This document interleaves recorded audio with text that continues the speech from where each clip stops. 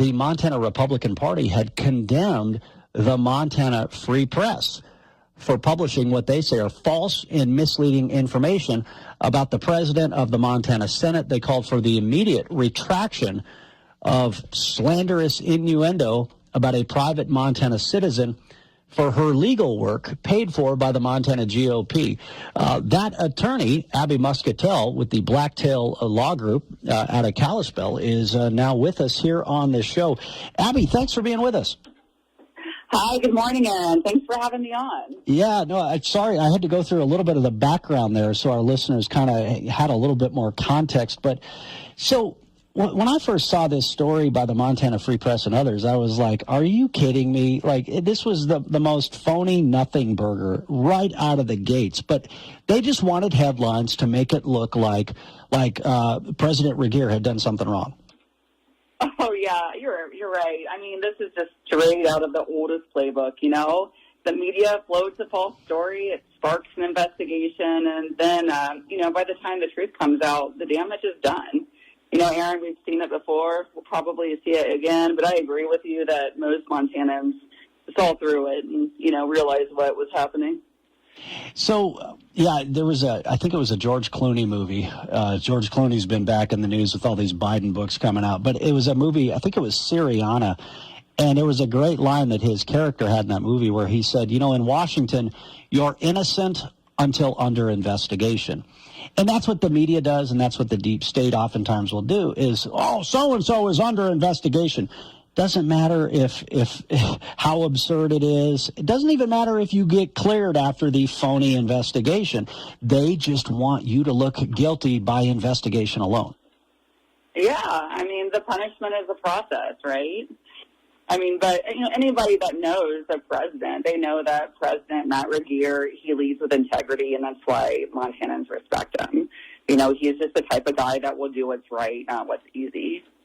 You know what frustrates me about this whole saga, aside from the split in the GOP and undermining party leadership, right? Because it's like, I get it. There's different personalities. You may not like your leader, but you meet behind closed doors, you hash it out, and you select your party leaders, and then you figure out how to work together after that fact, And so, but that story aside, what frustrates me about this story is here they basically attack President Regier, and then essentially attack you for providing legal services. And it's not like you made a whole bunch of money off of these legal services.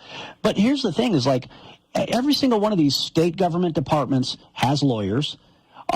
The legislature has lawyers, but they don't. But these are government employees. It's not like this is the lawyer who serves at the behest of elected lawmakers. And I just feel like it's one more way that our lawmakers are under this constant microscope. Our lawmakers are constantly undermined. And frankly, I think they need more of their own lawyers that they can trust going to bat for them. Oh, yeah, for sure. You look at the legislature, it's a citizen legislature. Most people that are in Helena right now, they're not lawyers. And so, they need legal help to make sure the bills they pass are solid and that they should hold up in court. We know that's an issue, but you want to have them producing solid bills. And so that's why for a long time they've been relying on partisan attorneys who understand the issues and kind of can jump in when needed.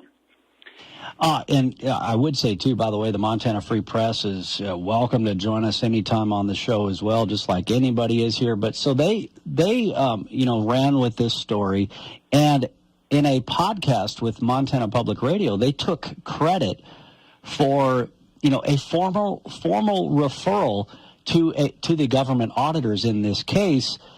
And, of course, those auditors have cleared President Regier of any wrongdoing. But nonetheless, they were bragging about, oh, yeah, look, we got these government auditors to go after the Senate president. And so what's the latest? Have they apologized? Have they retracted? I know they've reported on, the update. But, again, as you pointed out, the process itself is where they try to do the damage. Yeah, the damage is done. And seriously, what a waste of money and resources. The session is so short. It's only every other year. And these lawmakers need to be focusing on getting good bills passed. You know, bills that are going to help with school choice and tax relief and all these other issues that we're dealing with. And instead, they were spending hundreds of hours on, like you said, like a big nothing burger. So have you heard anything from the Free Press? No. You know, I retained Harvey Dillon's law firm. Hey. Just to see, you know, help me walk through what my options are. You know, I don't want to drink my own Kool-Aid here, but I do know that when you're looking at defamation, it's just like, you know, dragging a private person through the mud just for doing their job, Aaron, it's shameful. It's not reporting, it's targeting. And, you know, maybe I can handle it because I've got the resources, but my concern here is that more conservative voices are going to be silenced, and we don't want that to happen. I saw Jed Link commented on the GOP's condemnation of the Montana Free Press. He says, yes, the Montana Free from Facts Press. Yeah, that was pretty funny. But the Montana Free Press. Harvey Dillon, man, that was cool. I see she got confirmed, right? Did I see that in the news this morning? Harvey Dillon got confirmed, I believe, to a key Department of Justice post in the Trump administration. It was great to have her here in studio with us during her last trip through Montana. Yeah, she's an excellent attorney. What an asset, you know. But I think just stepping back and taking a look at really what this means for us in the state is that we need more conservative college students going to law school. There's so many opportunities for attorneys who are not afraid to defend the Constitution, who aren't afraid to stand up for families and push back against government overreach. I would just say, listen, you know, the door is wide open. We just need more attorneys to walk through it. Amen. And same thing for, you know, people going into journalism or media or broadcasting as well. I mean, even if you wanted to build a common sense news outlet, who are you going to hire? How many people are there actually out there? Same thing for lawyers. Yeah, so great message. Abby Moscatel, great to have you on the show. Thanks so much for your time this morning. Quick break, back right after this.